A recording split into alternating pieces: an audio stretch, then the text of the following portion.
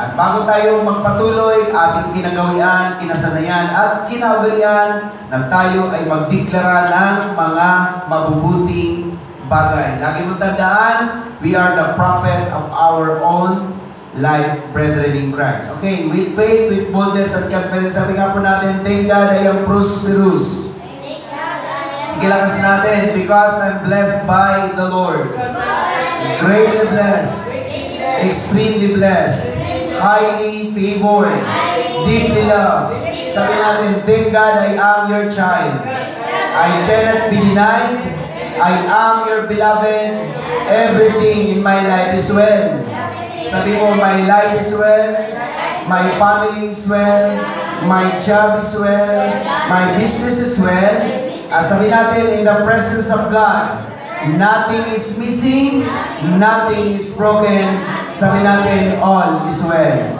Sige, palapakan natin ang Diyos. Hallelujah.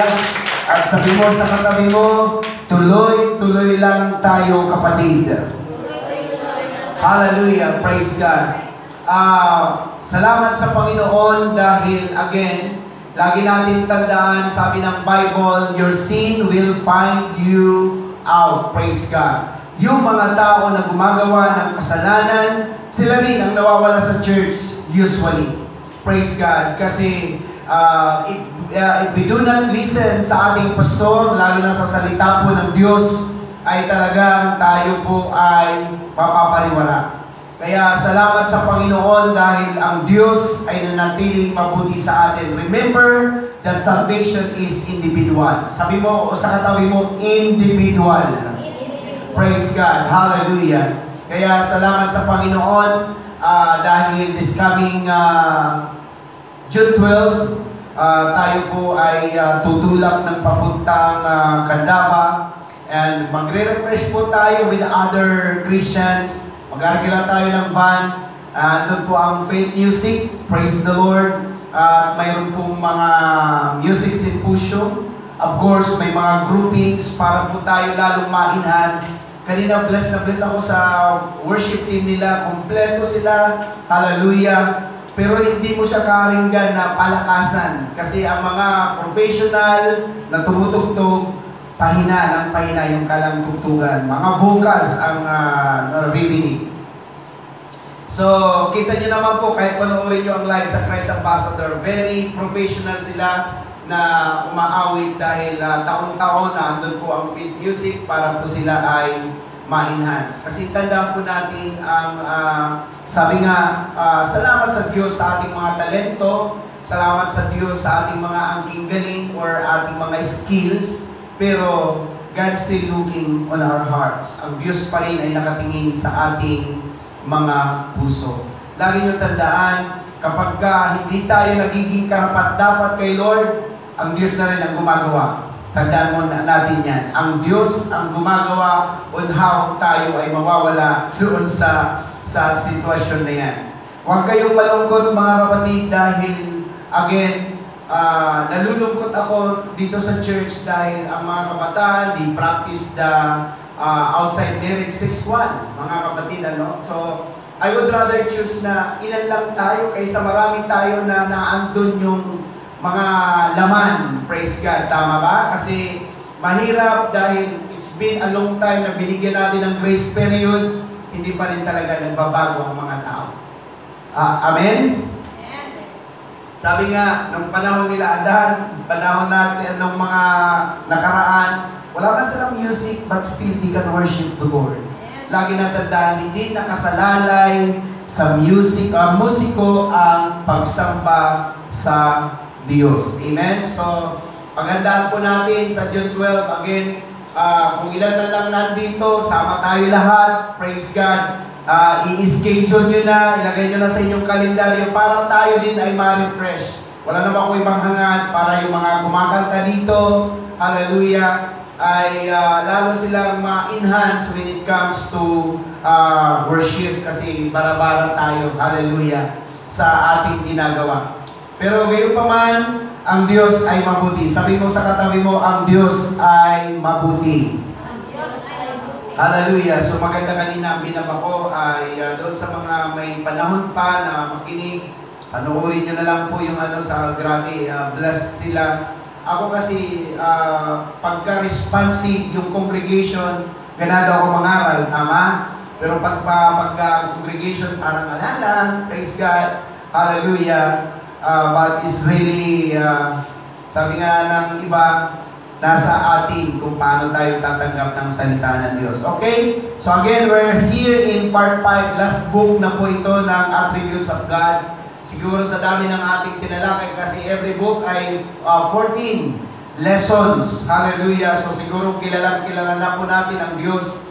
At the more we know God, the more we will believe in Him.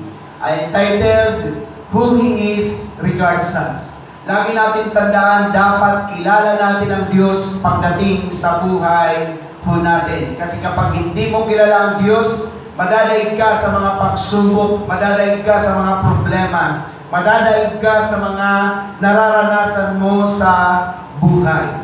According sa Deuteronomy 32:3 and 4, For I will proclaim the name and presence of the Lord, and concede and ascribe greatness to our God. He is the rock, His work is perfect, for all His ways are law and justice. A God of faithfulness without breach or deviation, just and right is He. Ganyan po ang Diyos natin, mga kapatid. Let us review.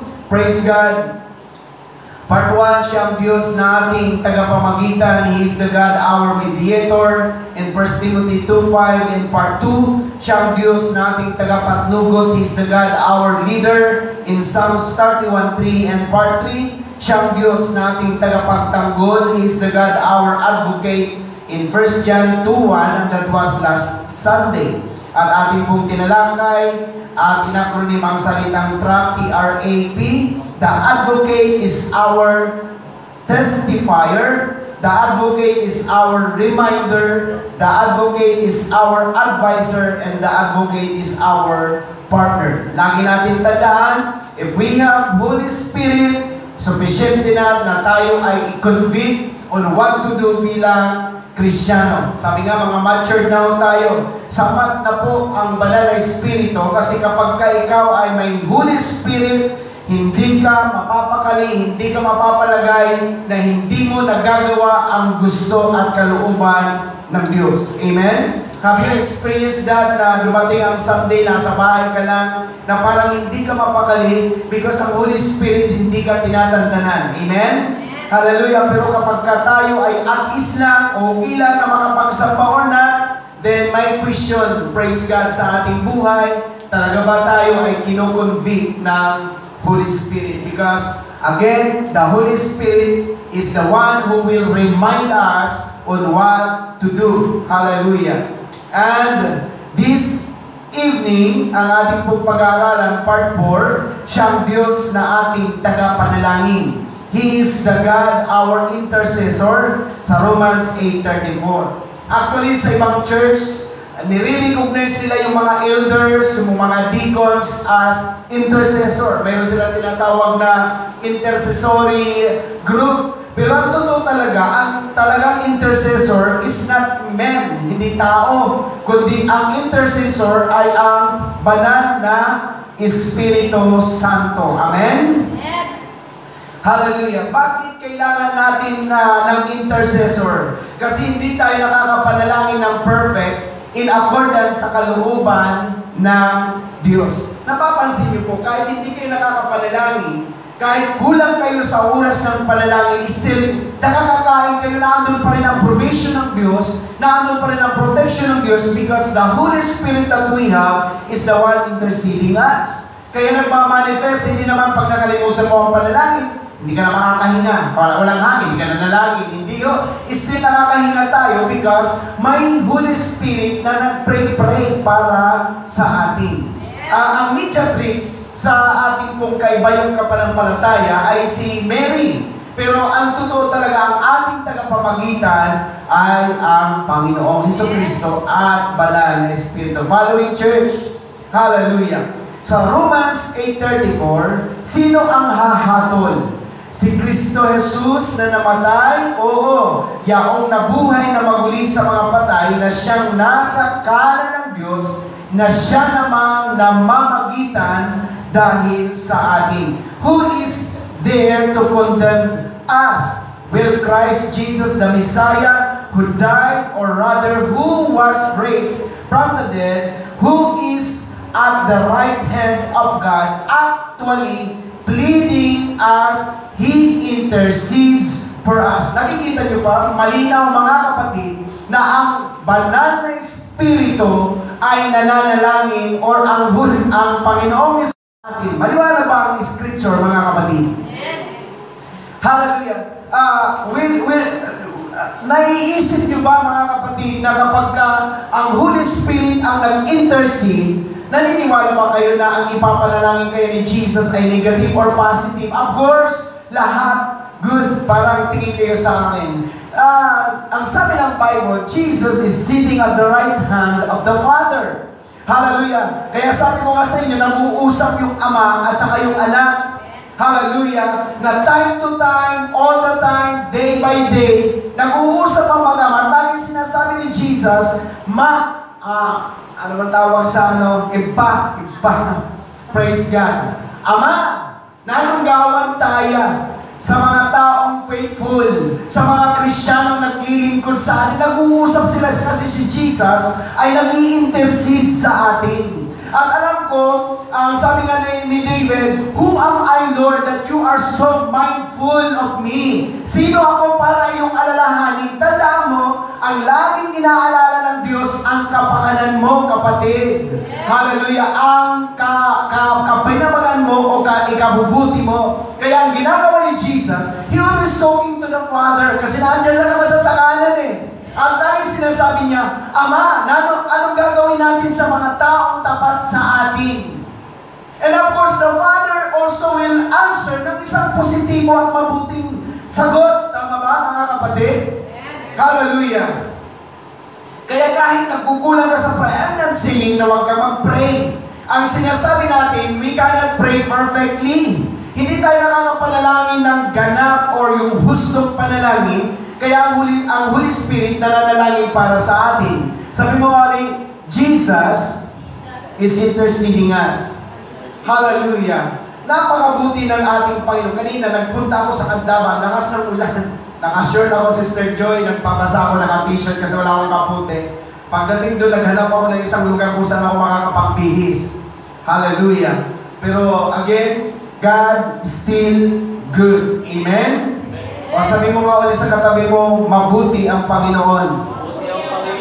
Okay, the heart of God's attribute. Jesus prays for us as intercessor. Nananalangin si Jesus. Pastor, halos pareho lang yan. Pray, plead, petition. Iisa lang. Hindi magkakaiba po yan. Pag sinasabing pray, mga kapatid, ito po ay paghingi sa Panginoon. Pag-plead, halos nagmamakaawa. Praise God. Ang Panginoon para sa iyo. Parang nanay nagsisikap na may provide ang pangangailangan ng kanya ng amputation. Kanina, grabe. Hallelujah. Sabi nga, ang ganda ng tema nila eh. Kasi sabi niya, He made us kings and priests. Sabi ko, paano tayo naging kings? Paano tayo naging priests? Praise God. Sabi ko, lahat yan, yung kingship at saka yung priesthood, nasa kay Jesus. And Jesus is living in our heart. Kaya naging hari ka, naging sacerdote ka kasi si Jesus nakatira sa iyo. At sabi ko, alam mo po ba kung anong ang power mayroon ang hari? Decree. Pag once na dinikri nila, hindi na pwedeng mabago. Kaya tayo mga kapatid, sabi ko nga, kailangan marunong tayong mag-decree. Sabi ko nga, remember, di ba kay Ezekias? Ezekias, sinabi ng Lord sa kanyang prophet, sabihin mo kay Ezekias na he is about to die. O ngayon, mamamatay siya. Nung makarating sa kanya ang mensahe ng Diyos, nalungkot si Ezekias, siyempre mamamatay siya, but he pleads to God. Nagmakaawa siya sa Diyos, nanalangin siya sa Diyos, at nag-decree siya sa Panginoon. Anong sabi niya? Lord, remember na naging tapat ako sa iyo. naglingkod ako sa iyo. Hallelujah. And then what the Lord did, He extended another 15 years sa buhay ni Hezekias. Anong ibig sabihin mga kapatid? Kapag tayo ay may petition sa Panginoon, gusto mong may panalo, tama ba? May petition eh. Gusto mong ipanalo, gusto mong ipagwagi ang panalangin natin sa Panginoon. Amen? Hallelujah. Sabi mo nga ulit sa katabi mo, I like that. Kaya mahalaga tayo mga kapatid, Jesus is always praying for you. Jesus is always pleading for you. And Jesus, lagi siya may petition para sa iyo. Ang ganda nun, 24 hours, kahit tayo, sabi ko nga, grabe, kabiyaya ang Diyos. Kahit tayo nagkukulang, kahit tayo minsan wala nang panahon, hallelujah. Kaya nga, kailan ko ba ipinangaral, maging aware kayo sa trabaho ha? Maging aware kayo sa trabaho. Kasi malalaman nyo ang trabaho na hindi galing kay Lord kasi aagawin ang oras nyo sa Panginoon. Kasi ang purpose ng kaaway, ilayo kayo sa Kanya. Tandaan po natin, ilayo kayo sa Panginoon. Kaya maganda yung may trabaho na naglalapit sa Panginoon sa inyo. Amen? Sabi nga, the more, mayroon akong pinost sa group na video, na ang mga professionals dapat, di ba, narinig niya, ewan ko, nanonood kayo sa pinupost ko, ang mga professionals dapat, ibig sabihin, may mga trabaho, dapat sila ang number 1 na mga worshiper. Grabe. Totoo naman, tama naman. Kasi nung wala kang trabaho, nakakapaglingkod ka kay Lord eh. Mayroon kang time kay Lord eh. Bakit ang ating kang obra, na kang time, inakapakapag-serve?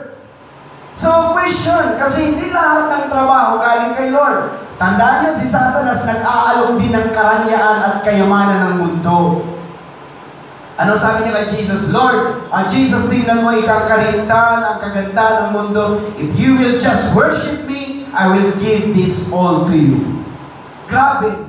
Kaya, again, hindi masama magtrabaho. Huwag niyo ko mami-misinterpret. Huwag niyo ako mami-misinterpret. Pero kung ang trabaho mo, ilalayo ka kay Lord, nawawala ng oras mo kay Lord, medyo mag-question tayo mga kapatid. Because again, according sa video na napanood ko, ang mga professionals, ang may mga trabaho, dapat sila ang mga number 1 na worshiper at naglilingkod sa Panginoon. Amen? Tanungin mo ang katabi mo, kumusta na?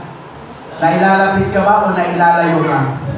Praise the Lord. Mahirap yung nailalayo tayo sa Panginoon. Amen? Di bali wala akong trabaho, basta wag lang ako malayo sa Panginoon. Is that clear and loud, church? Amen. Hallelujah. Kaya, again, nagkulang ka man, ang Diyos pa rin ay mananatiling tapat sa atin. Pwede ba natin palampakan siya?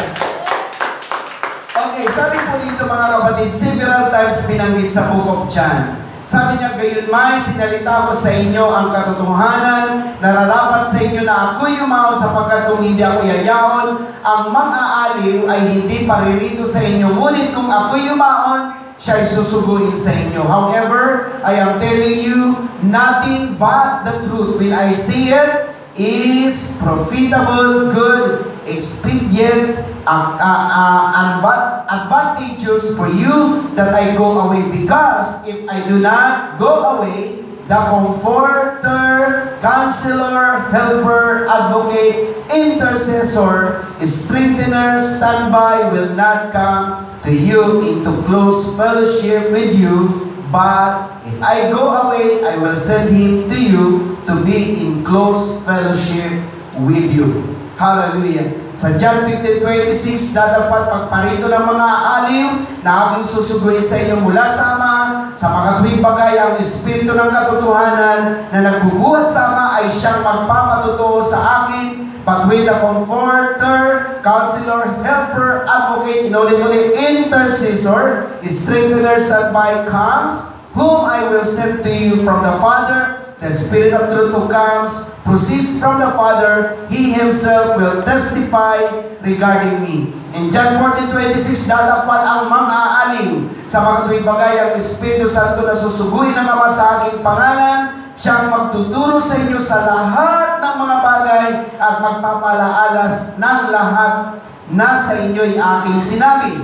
But the Comforter, Counselor, Helper, Intercessor, Advocate, Strengthener, stand by, the Holy Spirit whom the Father will send in my name, in my place to represent me and act on my behalf. He will teach you all things, and He will cause you to recall, will remind you of, bring to your remembrance everything I have told you. So dito, inulit-ulit sa John 14:16, at ako'y dadalangin sa Ama, at kayo'y bibigyan niya ng ibang mga alin upang siyang sumainyo magpakailaman. Kaya binanggit iba kasi si Jesus din ay intercessor. And I will ask the Father, and He will give you another Comforter, Counselor, Helper, Intercessor, Advocate, Strengthener, and standby, that He may remain with you forever.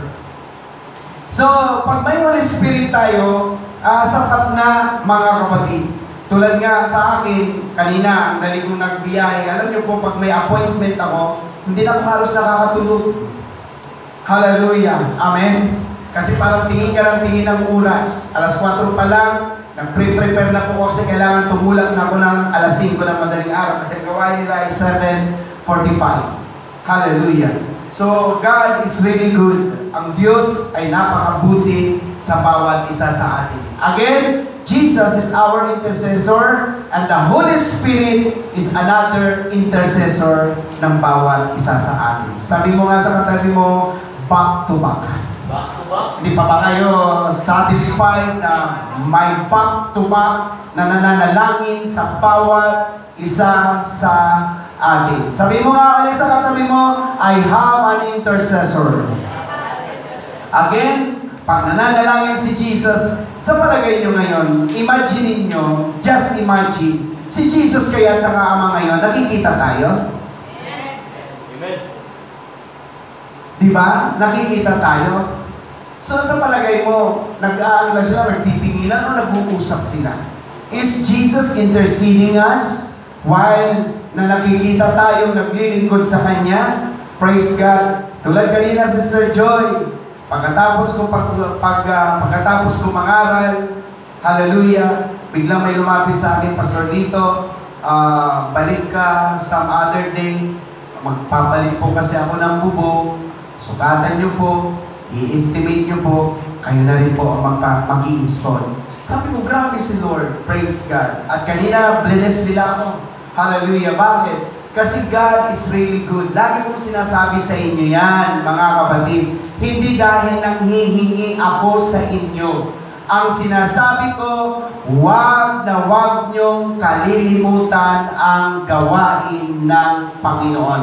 Kasi ang cause ng blessing na andun, tama, kinukonsensya ko nga si Michelle at saka si Joy. Kasama na ngayon si Jaja. Sabi ko, wala ba kayong mga puso? Di kuryente lang. Saluhin nyo man lamang saluhin man lamang ninyo ang tubig.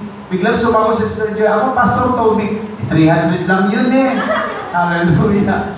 Praise God. Pero gayon pa man, I really appreciate. Kasi alam niyo po, ang gusto ko kasi, mapagpala din kayo ng Panginoon. Kasi God is making a way. Tama ba, mga kapatid? Hallelujah. Ang Diyos ang magpapala sa atin. Kaya God is looking on how He will bless you. Laging sinasabi ng Panginoon, Amen? Hallelujah. Kanina, sabi ko nga, praise God, sabi ko, ako ayokong magkasakit kasi mga normal lang naman, gout lang naman, ganun lang ako, pero ayoko tamaan ng mga mabibigat na sakit. At then, si Pastor Jess po ay kailangan po natin ngayon kasi nasa Sacred Heart siya. Hallelujah, kailangan siyang madialysis talaga. Hallelujah, binubuhat ko siya papuntang X-ray. Praise God, napakabigat ng, sabi ko nga, Lord, medyo na kami naglalaw sa Lord, ayoko dumaan ng ganito. Kasi wala pong magbabala sa akin. Wala pong magbabantay sa akin sa ospital. Nagkwento pa si Sister Joy, sabi mo, wala pong pas. Ganun, mayroon daw kapitbahay nga, sabi ganun na namatay ng iisa. Sabi niya, nalaman ng mga kapitbahay after 4 days na. Parang sinasabi, ikaw basta nag-iisa, baka malalaman na lang namin 4 na araw ka rin patay na. Hallelujah. Praise God. Pero sinasabi ko kay Lord, Lord, bawal ako magkasakit. Kaya I decree na lagi dapat palusog si Pastor. Kahit ako stress ako araw-araw. Hallelujah. Kagabi, okay yung practice, kompleto. Kita niyo naman, on time sila nagdating. Hallelujah. Walang stress ang pastor dito. Grabe. Praise the Lord. Amen. Kasi napaka-committed na mga member dito. Hallelujah. By the way, para malaman ng iba, kaya po tayo umuunti, nawawala ang mga kabataan kasi may toxic, may pagka hindi talaga tama na nangyayari, talagang unti-unti mawawala ang mga tao. Siyempre, magpapaligaw ako, may mangyayari sa amin. Tapos ngayon, pag may nangyari sa amin, malalaman pa ng iba, magkakahiyaan na. Tama ba? Magkakaintindihan? Magkakahiyaan na. Lalo na kapag naging X, naging Y, naging Z ka na. Praise the Lord. Zebra. Praise the Lord. Mahiya ka na. Praise the Lord. Naiintindihan niyo po ba? Kaya nga tayo dapat maging, hindi naman ako nagkulang siguro ang palaala, naiwasan. Pero kung tiyak mo na talaga na siya ay mahal na mahal mo, siya na talagang ihaharap mo sa public, why? Bakit? Why not? Pero kung alam niyo mga joke-joke lang, praise God, bakit naman nun, naakit ka ng langit, naka-36 na babae ka, bago ka nakatagpo ng mapangangasawa. Hallelujah. Kaya salamat sa Panginoon dahil ang Diyos ay mabuti pa rin sa atin. Amen? Amen. Tandaan po natin, hallelujah, pag gumagawa ka ng mali, ang kasalanan mo ang maglalayo sa Panginoon. Okay, tatlong bagay ang ating aaralin ngayon. He intercedes to harmonize with God's will. Alam niyo po yung kalooban ng Diyos. Libo ko ng balik. How do we know the will of the Lord? Sabi ng Romans 12:2, what is good, what is acceptable, and what is pleasant. Sabay-sabay nga po natin, sabi natin good, acceptable, pleasant. So malalaman po ninyo, kapag kalooban ng Diyos, kasi una, good. Pag hindi good, hindi ang kalooban ng Diyos. Tama? Pag acceptable, kalooban ng Diyos. Pero pag hindi acceptable, hindi yan kalooban ng Diyos. Pleasant, nakakalugod. Pagka kalooban ng Diyos, nalulugod ka, natutuwa ka, nasisiyahan ka. Pero pag hindi ka nalulugod, hindi ka nasisiyahan, it's no longer the will of God. Madali lang ma-recognize. Halimbawa, namatay ang asawa kanina, maraming byuda doon sa pinuntahan ko Alam, Pastor Lito, byuda siya. Siya byuda. Kabi-byuda niya lang kabi-byuda niya lang. Praise God. Kabi-byuda, puro byuda. Hallelujah. Sabi ko nga, ang pagkamatay ng asawa, hindi kalooban ng Diyos. Bakit? Hindi siya acceptable. Nakakita naman ko ng namatay na mahal sa mga, tanggap na tanggap ko talaga siya na namatay. Walang ganon. Lahat ng namamatayan, hindi tanggap. Tama? So, therefore, ang kamatayan, hindi kalooban ng Diyos pag hindi ka tanggap-tanggap. Kaya, again, you will know the will of the Lord because it is good, it is acceptable, and it is pleasant. Ngayon, ang ginagawa ni Jesus, siya po ay namamagitan sa atin, nag-i-intercede sa atin para ma-harmonize tayo sa kalooban ng Diyos. Nakakita na po ba kayo ng tutang malikot? Diba? Ang tuta na malikot, gustong lumabas doon sa kulungan. Anong gagawin ng may-ari? Bibit-bitin na naman siya at ibabalik doon sa kulungan. Maya-maya naman hahanap. Diba? Parang si Tyra lang. Si Tyra, praise God, ilalagay ng kanyang mama sa upuan ng maayos. Maya-maya pagtalikod, naandun na naman si Tyra. Tatakbo na naman si ilalagay na naman sa maya-maya naandun na naman si Tyra.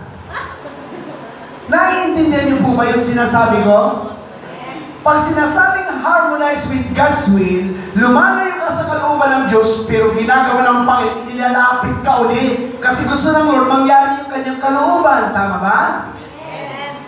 Hallelujah! Kahit pasaway ka, talagang pinipilit ng Lord na ibalik ka sa tama. Basta tayo. Praise the Lord. Hallelujah! Sabi ng Romans 8:27, at ang nakakasiyasat ng mga puso'y nakakaalam kung ano ang kaisipan ng Espiritu sapagkat siya ang namamagitan dahil sa mga banal alinsunod sa kalooban ng Diyos. And he who searches the hearts of men knows what is in the mind of the Holy Spirit, what his intent is, because the Spirit intercedes and pleads before God in behalf of the saints according to and in harmony with God's will.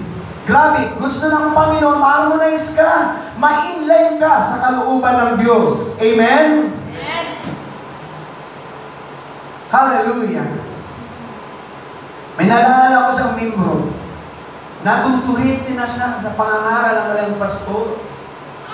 Ang ginawa, lumipat sila sa madamdam. Pagdating nila sa madamdam, hindi sila jajato. Unahan ko na kayo, no? Hindi sila dada. Pagamat madamdam sila lumipat. Lumipat sila sa madamdam. At alam niyo po, saka iiwas nila doon sa church kasi kahit hindi mag-attend, katabi nila ang church, Sister Joy naririnig. So lumipat, nagpakalayo-layo, at ang kanilang nalipatan, malapit din sa church. Amen? O maliwanag, hindi sila jaja. Wala naman sa katabing church doon, ano. So ngayon, kahit anong iwas ng iwas niya, lalong tuloy siya napapalapit sa church. Bakit? Kasi kahit umiwas ka, gusto pa rin ng Diyos i-harmonize ka sa kanyang kalooban. Amen? Amen po ba? Hallelujah. Sabi ko nga kay Michelle, nung si Jonas nag-aatin yan dito, mabait yan si Jonas. Committed yan si Jonas. Akala ko mag-aatin doon. Magiging magiging malalim. Malalim. Praise the Lord. O ngayon si Michelle, ang saya-saya niya. Pastor, sabi ko, asan si Michelle?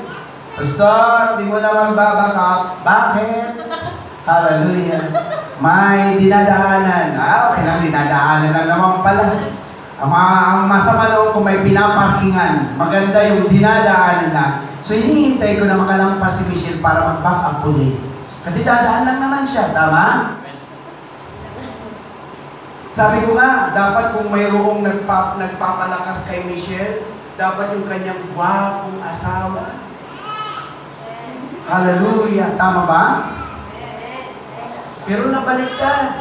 Bakit? Ano ang nangyari? Kasi minsan lumalayo tayo sa kalooban ng Diyos. Amen?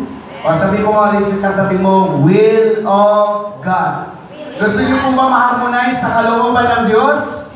Kalooban ng Diyos na pagpalain ka. Kalooban ng Diyos na lumakas ka. Kalooban ng Diyos na marami kang pera. Amen?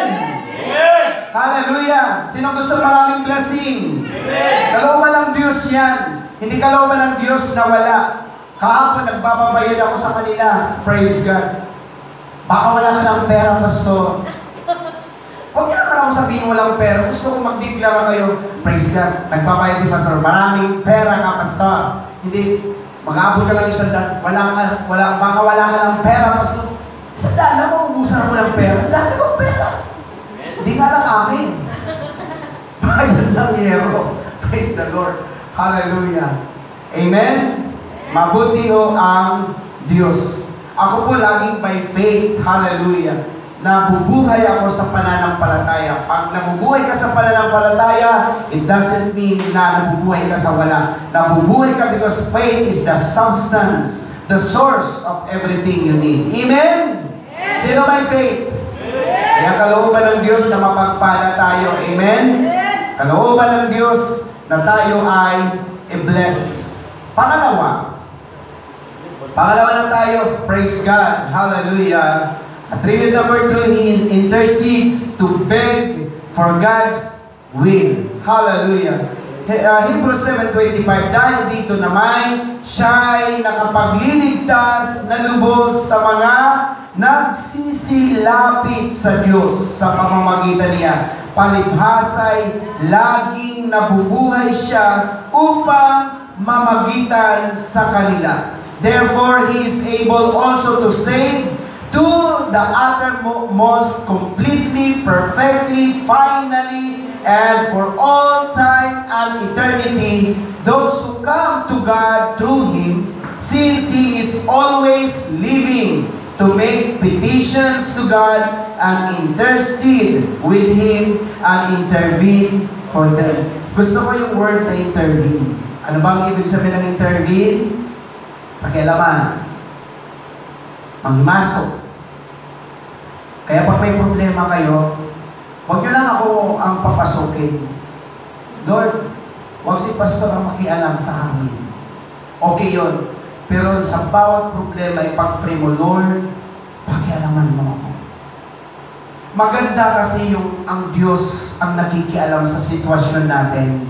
Kasi kapag ka ang Lord ang nakialam, tiyak na magtatagumpay tayo. Amen? Kaya Michelle, ipag-pray mo na mamaya, Lord, pakialamin mo lang kami ng si Judas. Pumasok ka na, Panginoon. Kasi pag si Lord ang nakialam, aayusin niya ang bawat gusto. Amen? Hirap kaya nang hindi magkasundo. Kaya mas maganda ang mga walang kasama. Nakakatulog ka ng maayos kasi kaysa may asawa na hindi kayo magkaintindihan. Akala mo tulog ka pero gising na kikiramdam ka kung yayakapin ka, kung lalapitan ka, kung aamuin ka. Damag-damag kang gising. Nakikiramdam. Naranasan niyo na ba yun? Naranasan ko yan. Pagtutulog-tulogan pero nakikiramdam kong aaruin. Eh may pride yung lalaki. Hindi ka naman talaga aaruin yan. Kasi katulad ng lalaki, marami dyan.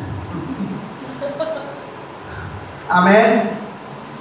Kaya kung kayo, kaya sabi ng Bible, pag nag-aaway kayo, huwag lalampasan ng araw. Mabuti lang walang araw maghapon, Michelle. Magulat. Kaya pwede hanggang bukas yan. Pero pag may araw, hindi mo kailangan pala pababain ng araw, palubugin ng araw na hindi ka makakaya. Salamat, 2 araw na umuulan, Michelle. Sige pa, hanggang bukas umuulan pa yan, pwede pa. Wala ng araw. Kaya pero, praise God. Alam mo, Michelle, nag-pray ako sa iyo. Siyempre, concerned din ako sa bawat relasyon. Kaya masarap yung mag-asawa na iisa ang inyong gusto. Iisa ang inyong hiling. Praise God. Mahirap mag-asawa na ikaw ayaw mo ng ikot-ikot sa mall, ayaw mo ng pasyal-pasyal. Tapos yung asawa gusto-gusto ng pasyal-pasyal, ikot ng ikot, window-window shopping. Hindi kayo talaga magkasundo, mga kapatid. Amen? So hanapin mo yung katulad mo, praise God, na gusto mo maghanap ka ng ikaw na kwatsera, hanap pa ng kwatsero. Parang parehas kayo. Tama? Kasi mahirap yung parang kita mo ewan ko kung meron silang tinatawag na chemistry. Chemistry ang tawag dyan eh. Hindi sumasabog. Parang parang chemical na kapag hindi magkasundo, sasabog. Kailangan may chemistry. Tama? Amen? Amen. Kayo ba, may chemistry kayo na praise the Lord. Si Jaja kasi, yun, wala mabutingan na niya asawa, mabait eh. Pero pag ako binaganyan ni Jaja, patatalunin ko yan sa bintana.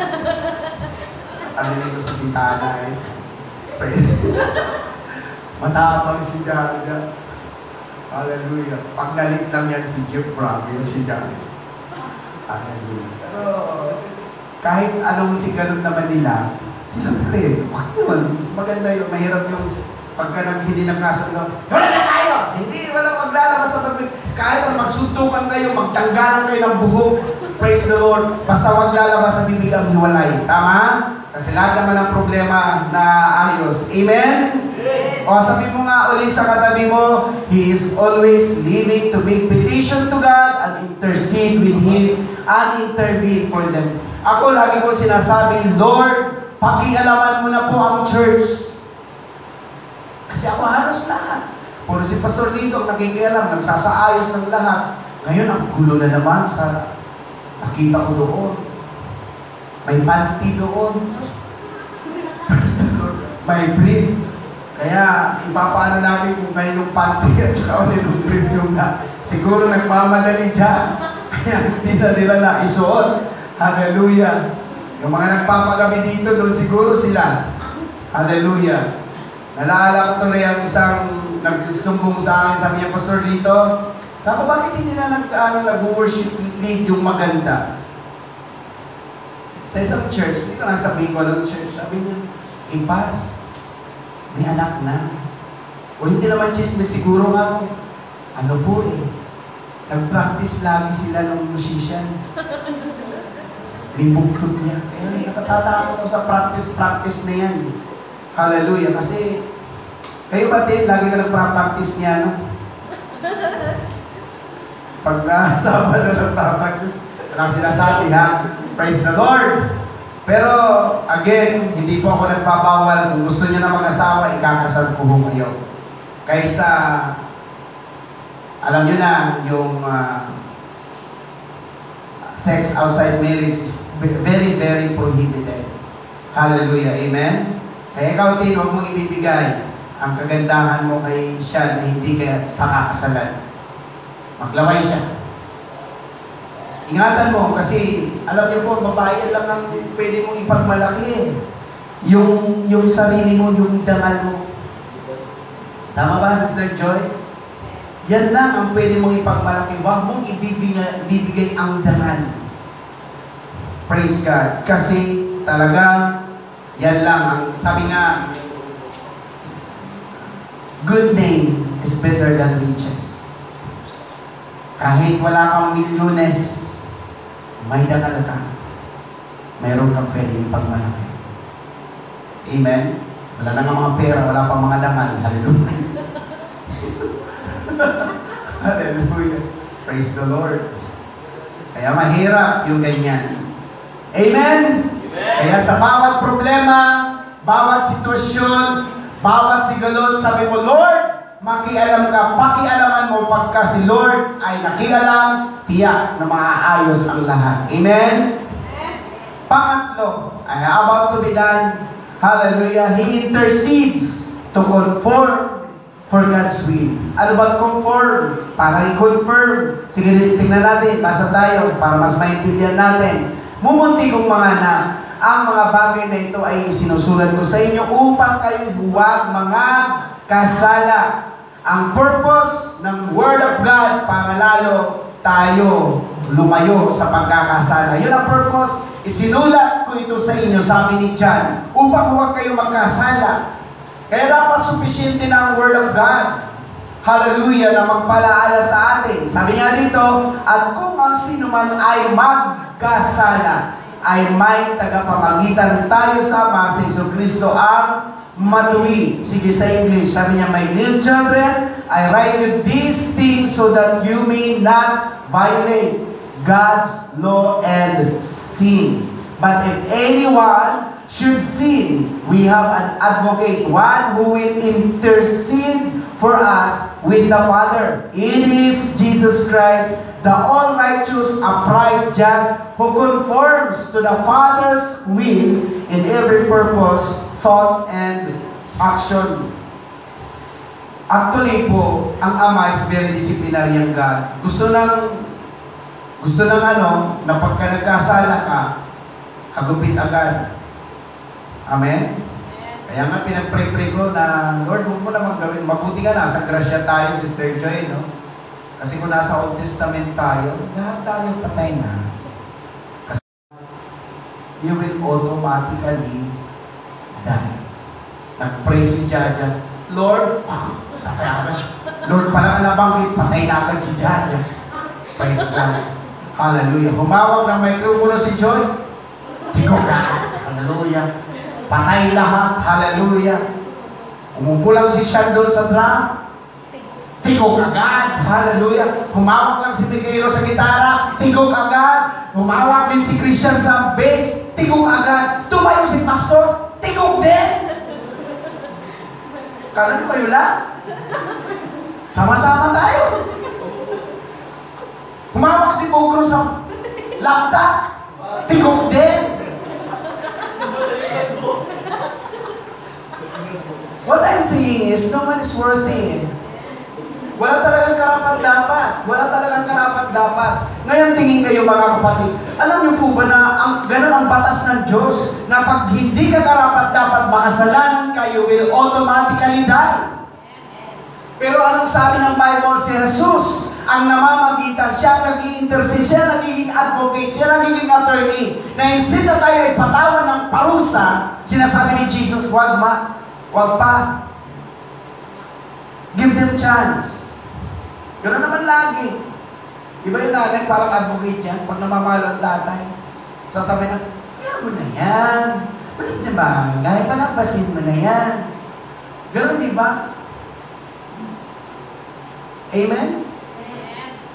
So si Jesus, hindi pinapataw sa atin. Kaya lang kasi, ang iniiyakan ko kay Lord, inaabuso naman natin ang presence ng ating Panginoon. By the way, huwag kayo magaling sa akin kung bakit hindi natin pinapatayo. Kasi rules po natin, rule applies to all. Hallelujah.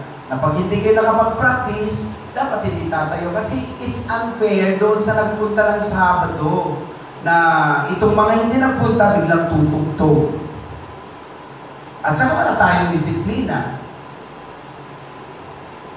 Tama ba, Sister Joy? Napaka-unfair. Pero mo si Jaja, galing pa yan ang madakdak. Iikutin pa nila yung magalang. Pupunta lang dito para mag-practice. Tapos ikaw, atso ka king abakan. Tapos di ka mag-practice. Tapos kabud kang tutugtog. Very unfair. Kasi Michelle nga, gusto nga ni Michelle. Ba't si Michelle hindi hindi pinaawit? Hindi daw siya nag-practice. O ba? Ina-apply ni Michelle. Kaya bago yun na. Tama ba mga kapatid? Yeah. So hindi dahil ayaw ko, hindi dahil sa ganun. May rule kasi tayo, mayroon tayong rules. Praise God. Na kailangan tayo ay nag-i-ensayo. Tama ba mga kapatid? Hallelujah.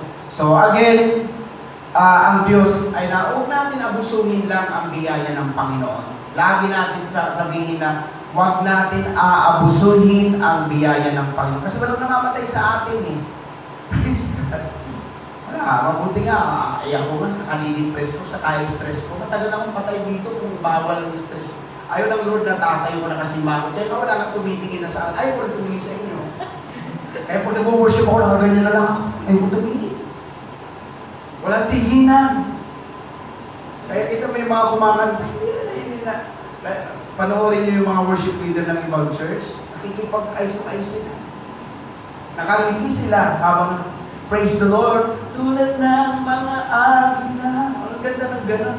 Tayo tulad ng mga agila, tayo ay lilipad. Hallelujah. Praise God. Basta makakanta lang, makapang-back up lang, okay lang. Bakit? Nagkakahiyaan. Sabi nga ng isang worship leader dito, mas gusto ko na lang huwag tumingin, Pastor, kaysa doon sa makikita mo congregation na nakakapit sa upuan. Praise the Lord. Hallelujah. Nakaganyan. Hindi ka rin gaganahan magpahit. Nakakapit si Archie sa upuan, akala mo. Amen? Kaya, mabuti ang Panginoon. Amen? Sabi mo nga ulit, mabuti.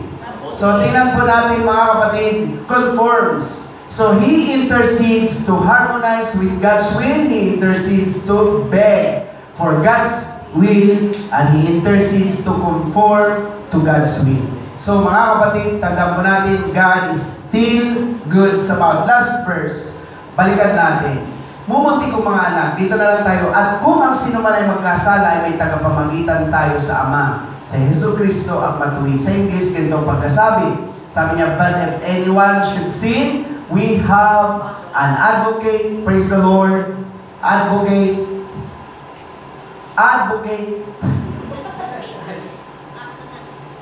one who will intercede for us with the Father, it is Jesus Christ, the all-righteous, upright, just, who confirms to the Father's will in every purpose, thought, and action. Lahat ginawa ko yung tingnan natin, last slide. Hallelujah. Jesus always intercede for us in every plan. Yung thought, plano po yun. And then Jesus always intercedes us for in every purpose, and Jesus always intercedes for us in every practice, in action. Alam niyo po yung tatlong bagay na yan, laging gusto ng Panginoon mangyari ang kanyang plano sa atin. Amen? Hallelujah. Hindi niya plano masaktan tayo. Hindi niya plano na umiiyak tayo. Pero again, ang isang maganda, naman ang ating ginagawa, laging sinasabi ni Jesus sa Ama, Ama, bless mo ang bawat isa sa kanila. Amen. Amen? Amen. So may nananalangin sa atin. Salamat sa Panginoon dahil ang Diyos ay hindi kailanman nagbago sa atin. Amen? Praise God. Praise the Lord. Sabi mo nga sa katabi mo, praise the Lord. Praise the Lord. Kaya salamat sa Panginoon. Sige po, tayo lahat.